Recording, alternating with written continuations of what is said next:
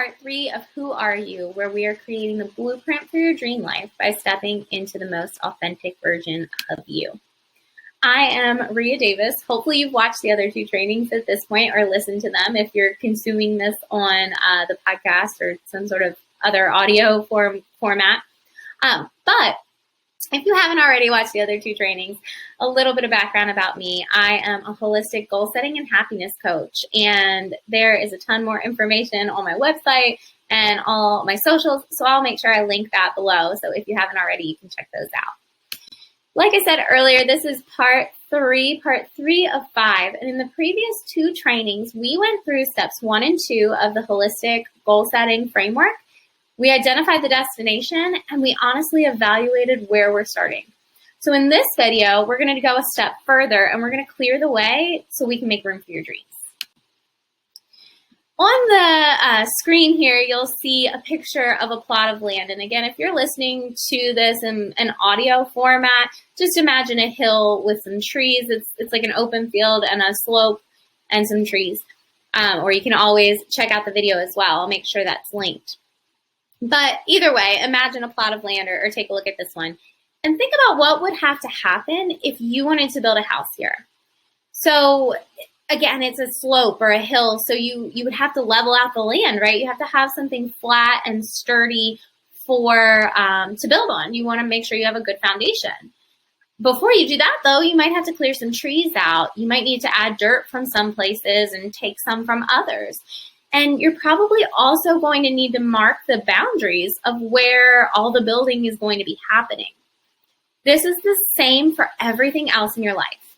Before you can grow, before you can expand, before you can build, before you can reach your dreams, you first have to level the land. You have to clear the way. You have to make room to grow. And while you're doing that, it's really important to remember that every time you say yes to one thing, it's going to be a no to something else. So whenever you say yes and you add more to your plate, you're closing doors to other things in your life, whether you realize it or not. Thinking back to the example of the slope and the land, you're taking dirt from one place and adding it to another to level things out. And, you're clearing some trees. So you're saying no to those, but you're saying yes to the building that's going to happen there. Every time you say yes to one thing, it's a no to something else. And that's because time is the only finite resource that we have in our life. It's the only thing that we can't buy more of. No matter what, we're all on an even playing field. We all have the same amount of time. So that is especially important to remember because you have to treat it as valuable because it is. It's the only thing that we only have a certain amount of time, or that we only have a certain amount of. So when you're giving 1 hour of social media away here, giving away time to silly tasks here, spending time with people who aren't in line with who you want to be over there, all of this is, whether you're aware or not, you're saying yes to those things and you're saying no to something else. And this is also really important to think about when you think about pleasure. Pleasure can kill dreams. And every time you say yes to something pleasurable that's in the moment, you are most likely saying no to your long-term goals. So let's say I am on a diet and I say yes to eating cake. Eating cake is pleasurable, and I absolutely love pleasure and love eating cake. But when I am chasing that pleasure and I'm doing it daily and consistently, that's really going to impact those long-term goals. So this doesn't mean at all that you can never eat cake again or that you shouldn't have pleasure in your life, but rather our lives shouldn't be spent chasing the pleasure. The ultimate way to know is to check and see if the pleasure is in alignment with your values. So a good example is I often say no to the pleasure of watching TV so I can say yes to spending more time playing with my kids. And when I do have time to watch TV, that's within my values as long as I'm watching something that aligns with my values. So it's important to just kind of go through and see, is this something, like, good example. If for some reason this is not something I find pleasure in, but maybe you find pleasure in like some sort of violent something. Well, violence doesn't align with my values, so that's not a pleasure that I would take place in. Hopefully that makes sense. You can, as you apply it to your own life, you'll be able to kind of see those individual examples Um, but like I said earlier, time is our only limited resource, and it's just so important that we allocate it correctly. And if you want to do that, though, you have to have a plan.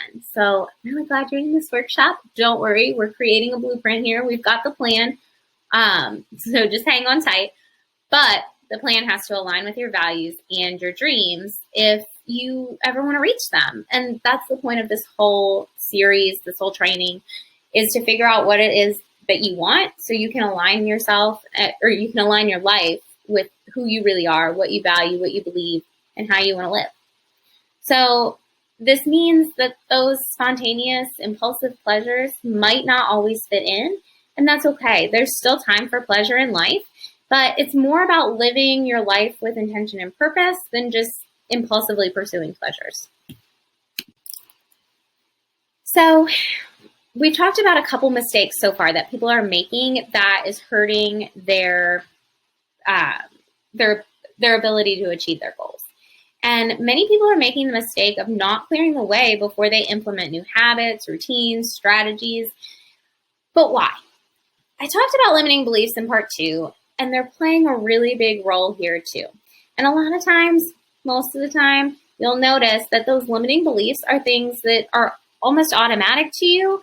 And whenever you're trying to improve in an area of life or grow in an area of life, you're going to come up against limiting beliefs because that's what they're doing. They're limiting your growth. So if you're trying to grow, you got to break free from those.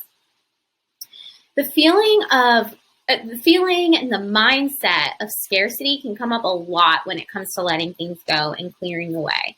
Maybe you're scared to cut out a habit, person, thing. I can totally understand that. It's about your comfort zone. Whatever that thing is, you're comfortable there. And that means just naturally that when you go away from that, it's going to be uncomfortable.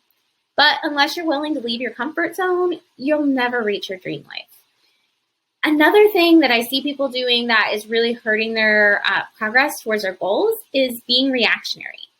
And this more so is a way of living than a limiting belief, but it's where you're always trying to solve problems that you created yesterday. And when you live in this pattern, you're not able to grow because you're still catching up from what you did yesterday that's impacting today. And if this sounds like you, where are some areas that maybe you could become less reactionary? Could you maybe start prepping lunches the night before or auto-schedule bills or grocery deliveries to help you focus on other areas? Where could you create space in your life for more planning to help you break this cycle? And what do you need to let go of to create this space? And that ties in really well with this next thing that people are doing, and that is boundaries or the lack of boundaries. Boundaries are hard because many of us, myself included, were taught that being nice was number one. Being nice was priority. And if you've been a people pleaser all of your life, boundaries are going to be really uncomfortable. And I say that from experience. They're still uncomfortable for me. But I've found ways to make them work that are more comfortable for me. And you'll kind of see what I mean in a second. So you will have to step out of your comfort zone a little bit, but they're not just saying no. It's looking at what's best for you and most aligned with you and your values and the vision that you have for your life.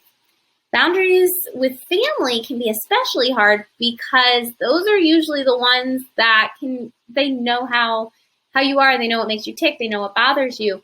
And there can be a lot of guilt, shame, and it just can be intense all around. But knowing your values and being confident in who you are and staying in integrity with yourself are the things that are really going to carry you through this journey. All right, letting go. We talked about this a little bit when we talked about scarcity just a minute ago, but I really want to stress the importance of being able to let go. If whatever it is, if it's not something that you personally, directly are in control of, then you gotta let it go. And the only thing that you're in control of is you. So unless it's you and what you internally can control, and I guess, what you can control from your external, you're wasting too much energy on something that won't serve you if you're focused on anything other than that. And that's similar to the fixed mindset. It kind of goes hand in hand. I sort of flowed through these. But a fixed mindset, there are two types of mindsets. And Carol Dweck did some research on this. I will see if I can link that for you. But there is a growth mindset and a fixed mindset. So a growth mindset means I haven't mastered this yet. I am still learning. I'm growing. Whereas a fixed mindset is I give up. I can't do it. I'm not smart enough. I'm not this. I'm not that. Whatever the excuse or reasoning you want to throw in there. That's what a fixed mindset is. And that is one of the things, I don't know if I even want to say that it's hindering goals, because a lot of times people aren't even getting started on goals because of the fixed mindset. So it's super important not only for beginning and starting on your goals, but making progress and actually achieving them. When we looked earlier at that plot of land, and it's easy to look at this and say, I don't know how to build a house. I don't know how to clear the land. I don't know how to level it. You could say it's hard. You don't know. It's always been this way. This land has always been this way. That would be a fixed mindset. A growth mindset would be looking and saying, what can we do? What do we need to learn? What tools do we need so we can go forward? Hopefully that makes sense. But I'm going to give a couple more examples to help you with clearing the way. So hopefully through all that, it'll make sense. So we talked about needing to clear the way, but what are we going to do? So in order to clear the way, we have to work through the limiting beliefs and the things that are holding us back. And you might believe that setting boundaries isn't something that you do with family, but you establish boundaries all the time. Family, not family, friends, whoever's in your life, you're establishing boundaries. Because whether you're aware of it or not, you set the precedent for how you will be treated. So would you continuously put up with someone, even your husband, your best friend, your child, who regularly came in your house, went in your closet, and destroyed all of your clothes? That's kind of an extreme example, but you would definitely say something. At least I hope you would.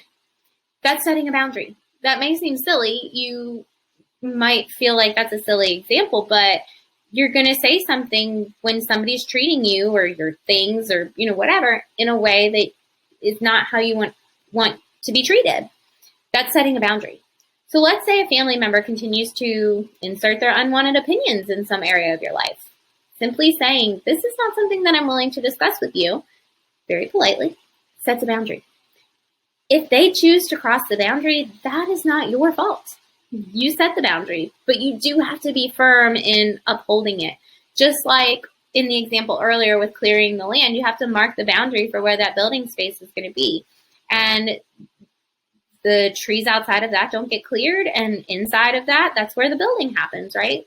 So that's what we need to do in our lives. We need to clear that out, set the boundary, and then the people that are willing to uphold that boundary and respect that boundary are the ones that get to be in that dream house with us, in that dream life. And when people cross boundaries, that's on them. It's a whole nother issue, and we're not really going to go into it too much more here. But if you do want more information on setting boundaries and how to do it in a way that's not just saying no, you can check out my podcast episode. I'll have that linked as well, all about setting boundaries, how it isn't just saying no, and what you can do instead. What if it's letting go of a job that isn't serving you? What if that's clearing the way? It could be scary. Maybe it's comfortable. Maybe scarcity is going to kick in. It can be really scary. But what if you quit that job, and because you have the availability since you quit the job, you're able to take a way better position? Nothing's really good or bad there, right? Scarcity and fear did nothing. And they do nothing, absolutely nothing for you. They're just illusions that we create in our heads. Let's take a mom with kids and groceries. I feel like any moms can relate to this. And honestly, I feel like anybody can if you were ever a child with a mom. Or whoever bought the groceries in the house.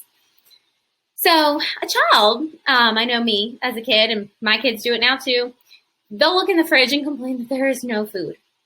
A mom or a caretaker can look in the fridge and see dozens of meal possibilities based on all the ingredients in there. It was the same fridge, same food. It's all mindset. And being willing to do the cooking, even when the kitchen gets a little hot. And that's what we have to do in our life.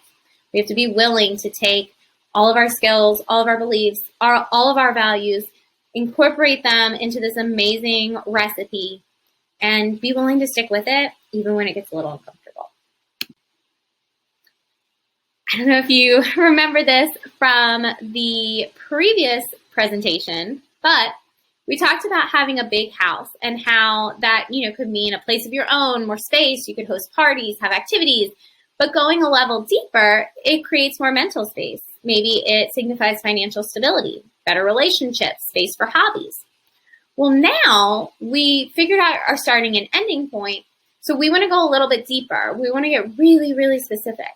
So what are our dreams trying to tell us if we went deeper? Our dreams are trying to tell us how we would live if we had those things already.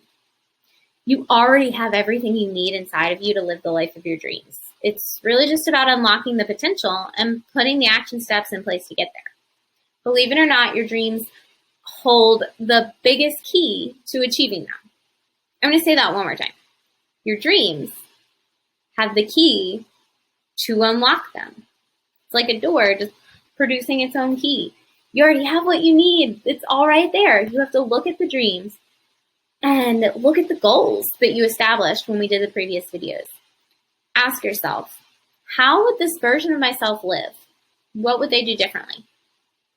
The goal is a big house. Again, you might be dreaming of financial stability. And remember, we talked about letting go of what we can't control. So this really comes into play here.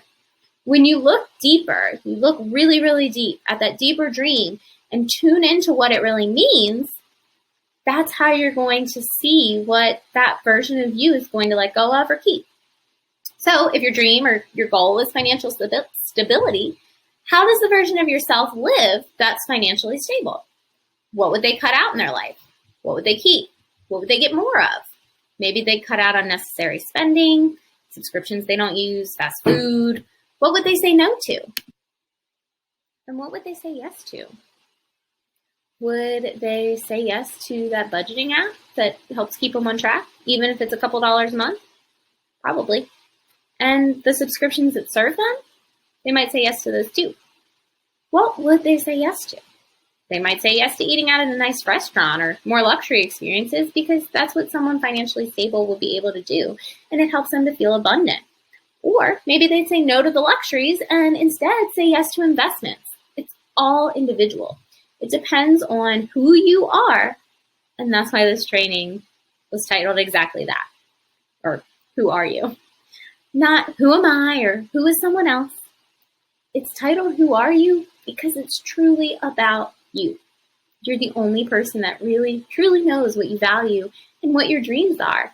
And like I said, you have everything that you need to get you there. It's all about doing it, getting in the kitchen, making the recipe, making it work for you. So what needs to change? Looking at the question for part 3, it says stepping into your dream life. Based on the differences described in part 3, what do you need to become to be that version of yourself that has the life that they already want? That already has the life they want. I'm sorry. What needs to change? What are some things that you need to let go of? So I encourage you to take some time, journal on that, think on that, ponder, whatever you need to do, wonder, ask yourself those questions, and really take time to dive into that. Once we have that, we can look at taking action. We can look at measuring our success and really taking action to get to our goals. And that's what we'll be doing in parts 4 and 5. I can't wait to see you then.